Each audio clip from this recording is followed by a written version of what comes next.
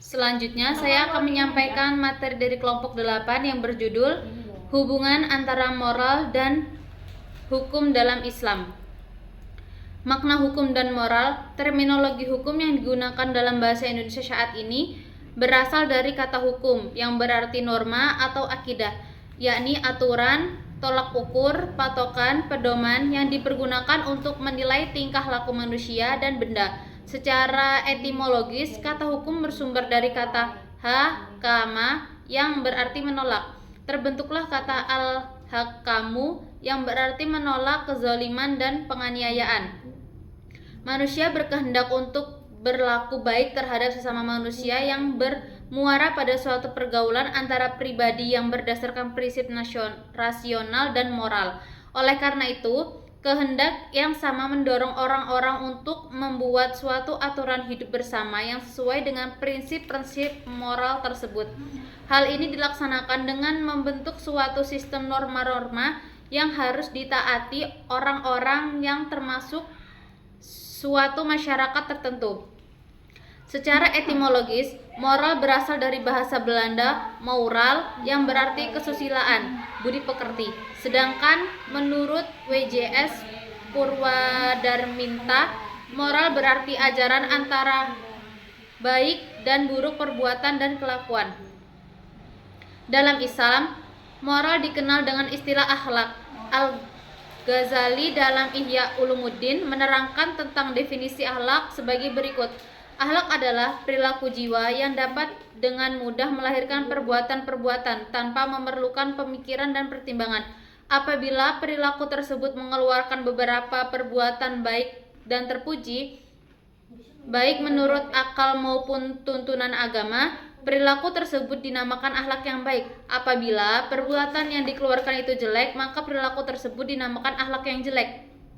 Dalam beberapa hal, antara etika dan moral memiliki perbedaan. Pertama, kalau dalam pembicaraan etika, untuk menentukan nilai baik atau buruk perbuatan manusia menggunakan tolak ukur akal, pikiran, atau rasio. Sedangkan dalam pembicaraan moral, tolak ukur yang digunakan adalah norma-norma yang tumbuh dan berkembang dan berlangsung di masyarakat. Asumsi moralitas Immanuel Kant sebagai sebuah parameter tindakan bahwa manusia dalam berbuat pada inti hanya terkait dua hal, yaitu tindakan yang sesuai dengan kewajiban atau moral dan tindakan yang dilakukan demi kewajiban. Pandangan seperti ini dikemukakan Franz Magnus Suseno bahwa etika adalah pemikiran kritis dan mendasar tentang ajaran-ajaran dan pandangan-pandangan moral. Sedangkan ajaran-ajaran moral adalah ajaran-ajaran, ketentuan-ketentuan, petunjuk-petunjuk, dan ketetapan-ketetapan tentang bagaimana manusia mesti hidup menjadi manusia yang baik. Hubungan antara hukum dan moralitas. Ada sisi pandang yang terdapat perbedaan antara kehidupan masyarakat yang sederhana dengan masyarakat yang memiliki taraf kehidupan yang lebih maju dalam menetapkan konsep moral. Pada masyarakat yang masih sederhana, norma susila atau moral telah memadai untuk menciptakan ketertiban dan mengarah tingkah laku anggota masyarakat dan menegakkan kesejahteraan dalam masyarakat. Kesusilaan memberikan peraturan-peraturan kepada masyarakat supaya menjadi manusia yang sempurna. Hasil dari perintah dan larangan yang timbul dari norma kesusilaan itu bersandarkan kepada kebebasan pribadi seseorang. Hazairin menyatakan bahwa hukum tanpa moral adalah kezaliman. Moral tanpa hukum adalah anarki dan utopia yang menjurus kepada peri kebinatangan. Hanya hukum yang dipeluk oleh kesusilaan dan berakar pada kesusilaan yang dapat mendirikan kemanusiaan. Dalam masyarakat yang terikat dengan kebiasaan, ada transformasi berangsur-angsur tingkah laku sosial menjadi kebiasaan hukum dan dari kebiasaan menjadi rumus legislatif. Sementara pendapat yang menyatakan bahwa itu terpisah dengan moral adalah sebagaimana yang dinyatakan oleh Hans Kelsen. Menurutnya, hukum itu harus dibersihkan dari anasir-anasir yang tidak yuridis, etis, sosiologis, politis, dan sebagainya. Hukum dan moralitas dalam pandangan Islam. Hukum Islam adalah seperangkat peraturan berdasarkan wahyu Allah dan sunnah Rasul tentang tingkah laku manusia mukallaf yang diakui dan diyakini berlaku dan mengikat untuk semua umat yang beragama Islam. Islam berbeda dari agama-agama lain karena Islam tidak mengkhutbah spiritualitas yang mandul. Dalam Islam, hukum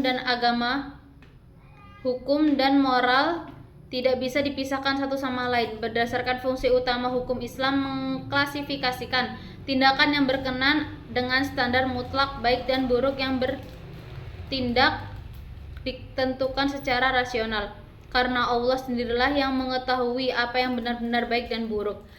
Dalam Islam, tolak ukur manfaat atau mudorot, kebaikan atau keburukan sebagaimana diungkapkan oleh Al-Ghazali tidak dapat dikembalikan pada penilaian manusia karena rentan akan pengaruh dorongan nafsu insaniyah, namun seharusnya merujuk pada kehendak syara, maqasid syariah, yang pada intinya terangkum pada apa yang disebut dengan al-mabadi'u al-hasam. Jadi, kemaslahatan yang dicapai tidak boleh bertentangan dengan universalitas nilai yang dikandung walaupun menurut akal manusia hal itu dianggap baik. Menurut ahli usul fiqh dari kalangan asy-syariah yang umumnya menjadi dalil naqli bertentangan dengan pemahaman akal adalah masalah syariah, maka dalil naqli harus didahulukan. Artinya, akal tunduk kepada wahyu, sebab menurut kelompok ini akal manusia tidak dapat menetapkan baik atau buruknya satu perbuatan, sedangkan kebaikan atau keburukan itu hanya ditentukan oleh Allah. Karena itu, pandangan mereka, akal tidak mengetahui sesuatu itu baik, buruk, maslahat atau mafsadat. Baik, terima kasih. Wassalamualaikum warahmatullahi wabarakatuh.